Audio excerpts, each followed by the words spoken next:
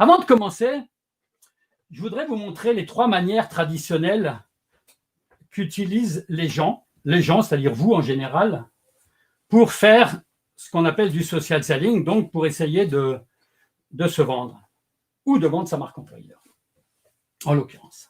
La première, c'est la manière, on va dire, un peu secrète, un peu invisible, un peu, je dirais, du passé. Je vais dire du passé, bien qu'elle soit très présente, cette manière de faire, et elle est encore très utilisée. Moi-même, je l'utilise d'ailleurs de temps en temps.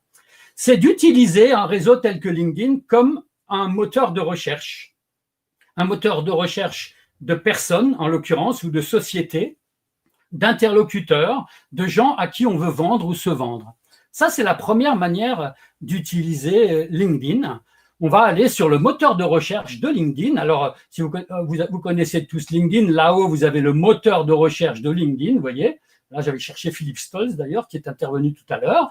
Et puis, quand on est un peu plus sophistiqué et qu'on fait beaucoup de recherches, on va utiliser à ce moment-là plutôt des versions payantes de LinkedIn qui peuvent s'appeler Recruiter Lite si on est un recruteur, qui peut s'appeler LinkedIn Premium et d'autres versions de LinkedIn quand on est à la recherche d'un emploi, ou alors qui peuvent s'appeler, c'est ce qu'utilisent plutôt les vendeurs ou les commerciaux, un outil comme Sales Navigator. Alors moi, personnellement, je suis abonné à un LinkedIn payant qui s'appelle Sales Navigator, qui vaut environ 60 € par mois.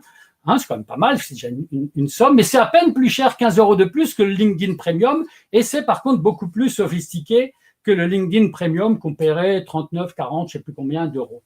Et avec ce Sales Navigator, ce que font beaucoup de commerciaux, mais également des gens qui cherchent à recruter ou à se faire recruter, c'est de faire des recherches un peu sophistiquées. Vous voyez, sur la gauche, ici, vous avez par exemple, ici, des lieux que j'ai ciblés, comme disent les vendeurs, Grenoble, etc.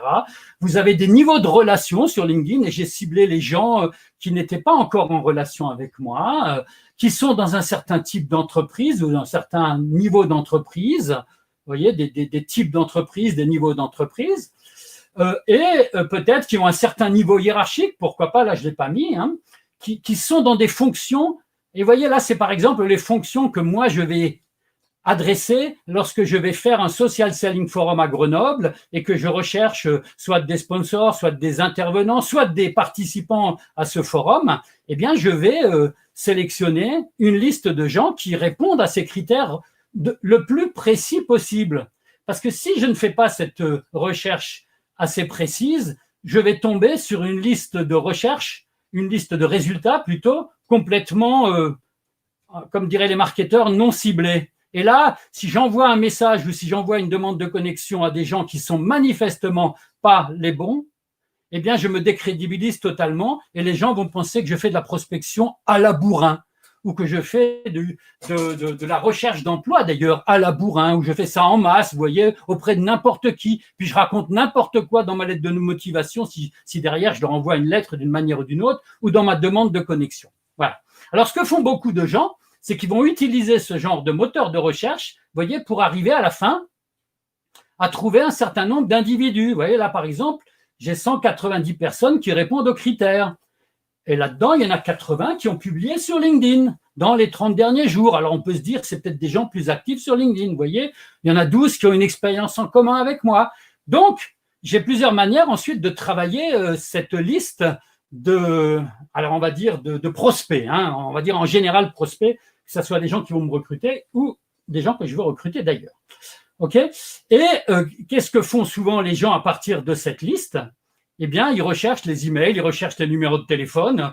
Il y a d'ailleurs des moyens pour rechercher des emails ou des numéros de téléphone à partir d'une liste LinkedIn, qui ne sont pas obligatoirement d'ailleurs permis par LinkedIn, qui sont souvent interdits dans les conditions générales de LinkedIn, mais qui existent quand même et qui permettent de trouver des numéros de téléphone, des emails, et ensuite de spammer ou de contacter ces gens-là.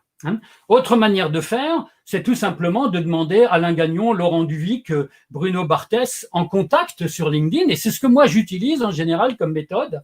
Je prends ces gens-là, je me dis qu'ils sont pertinents, et je vais les demander en contact sur LinkedIn. Voilà, avec un message personnalisé très bien ciblé, qui vraiment leur apportent de la valeur, hein, et non pas ah je suis à la recherche d'un job, s'il vous plaît, est-ce que vous n'auriez pas un poste d'apprenti pour moi ou un poste en CDI? Non.